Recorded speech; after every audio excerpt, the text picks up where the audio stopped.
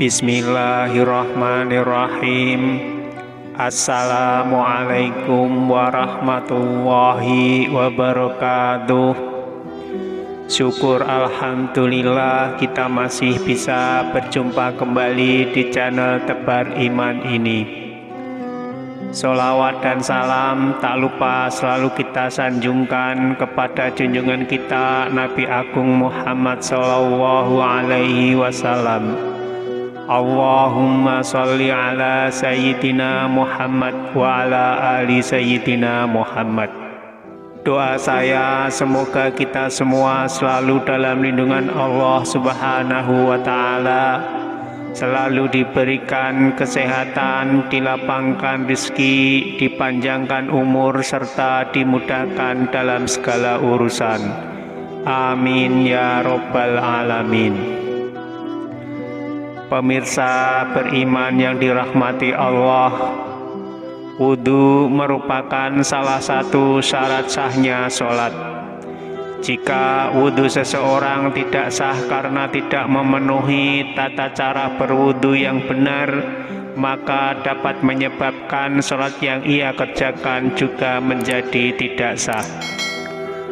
Oleh karena itu, merupakan suatu kewajiban bagi setiap muslim untuk memperhatikan bagaimana cara berwudu yang benar, tentunya yang sesuai dengan yang dicontohkan oleh Nabi Muhammad Sallallahu Alaihi Wasallam.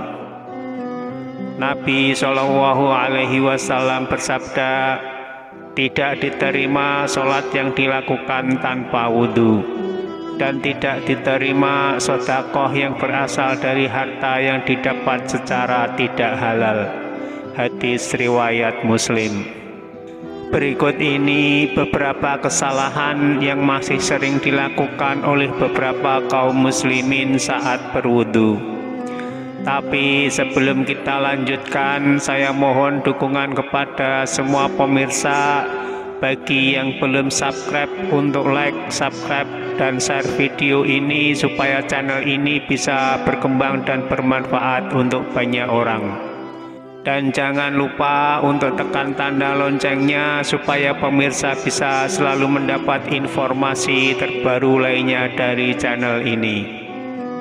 Pemirsa beriman yang dirahmati Allah, kesalahan-kesalahan yang masih sering dilakukan saat berwudu yang pertama adalah tidak membaca bismillah.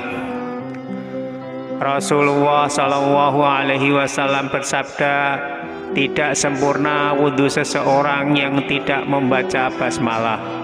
Hadis riwayat Ahmad.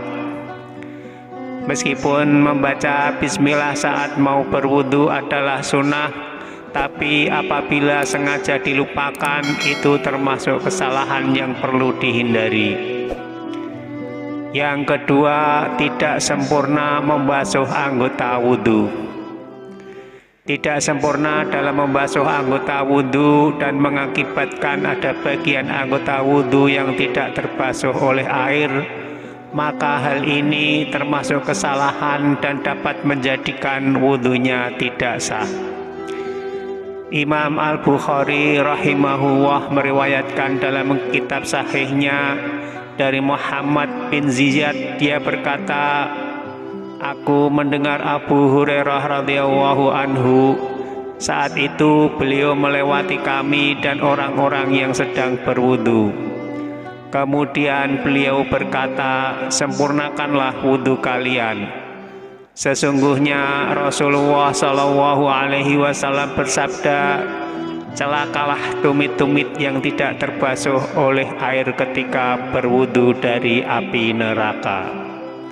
Dan juga dari Khalid bin Mi'dan, dari sebagian istri-istri Rasulullah Shallallahu Alaihi Wasallam, sesungguhnya Rasulullah Shallallahu Alaihi Wasallam melihat seorang laki-laki yang sholat, sedangkan di punggung kakinya terdapat bagian yang mengkilap karena tidak terbasuh oleh air wudhu seukuran uang dirham atau uang logam. Maka Nabi Shallallahu Alaihi Wasallam menyuruhnya untuk mengulang wudhunya. Hadis riwayat Ahmad.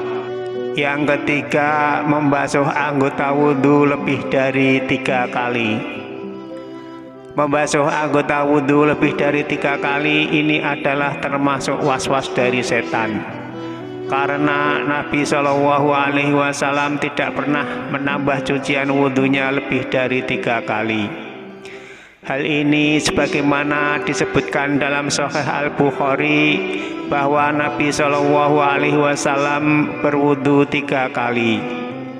Maka yang wajib bagi seorang muslim adalah membuang semua was-was atau keraguan-raguan yang muncul setelah selesai wudhu. Dan janganlah menambah lagi cuciannya lebih dari 3 kali untuk menolak was-was yang merupakan salah satu tipu daya setan. Yang keempat, boros dalam penggunaan air atau israf. Agama Islam mengajarkan umatnya untuk tidak berlebihan atau boros atau yang disebut juga israf dalam segala hal, termasuk juga dalam penggunaan air saat berwudu.